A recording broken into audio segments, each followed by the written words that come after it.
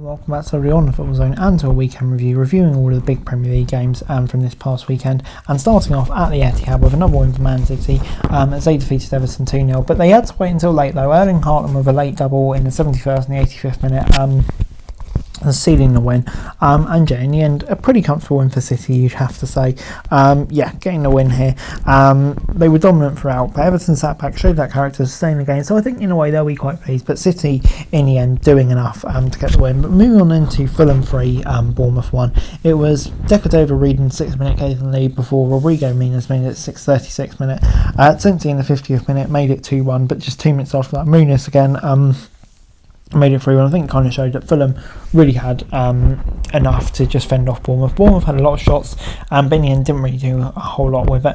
I think Fulham, probably about deserving of the victory here, even if Bournemouth did have a lot of the game. But I think massive win for Fulham. Bournemouth, though, I think will be frustrated. Moving on into Liverpool 3, Burnley 1. Jota in the 31st minute giving them the lead. O'Shea in the 45th minute made it 1-1, which would have made Danfield nervous. Diaz 52 settled that nerves a bit, and Nunez fully settled them in the 79th minute, scaling the win for Liverpool. Liverpool dominated here, really, you'd have to say. Massive win for them. They'll be really, really pleased with that.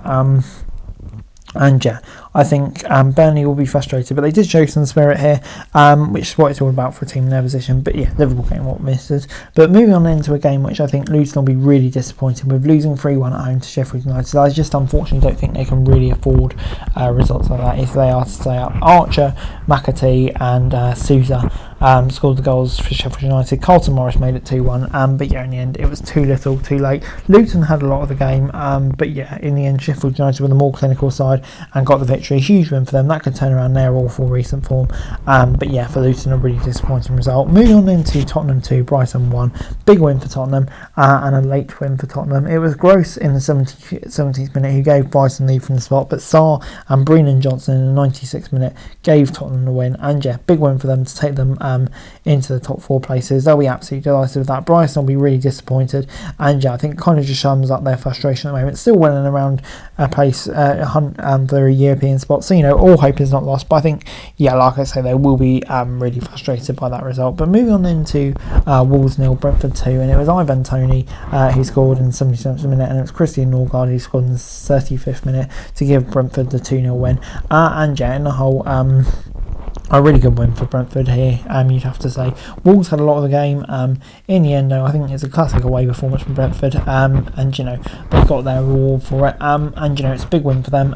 Really solidifies their spot, because they maybe had been slightly nervously looking over their shoulders, but I think those concerns would very much have been eased here. Moving on into the Newcastle win, and it was a dramatic 3-2 win for them against Newcastle, against Notts Forest, and it was Alanya in the 26th minute who scored the first goal for Forest, but Gomares had put Newcastle ahead by that point. Odoi made it 2-0 2-1 for Nottingham Forest just before half time, before Gomares and Shah also scored to make it 3-2. So big win for Newcastle. I think on the whole it's just about deserved. Once again, a classic away performance, but they got their reward, and really keeps them on the hunt for a European place, so they'll be delighted with that. But moving on into Sunday's action, and it was this horrible day for West Ham, defeated 6-0 at home to Arsenal. Saliba, Saka with 2, Gabriel, Trossard and Rice against his old team, this was just a day where everything did go wrong for David Moyes' side. And for Arsenal, how good are they looking at the moment? Really looking every bit the team that could definitely take them out, fight for Man City for the rest of the season. A hugely disappointing day for West Ham.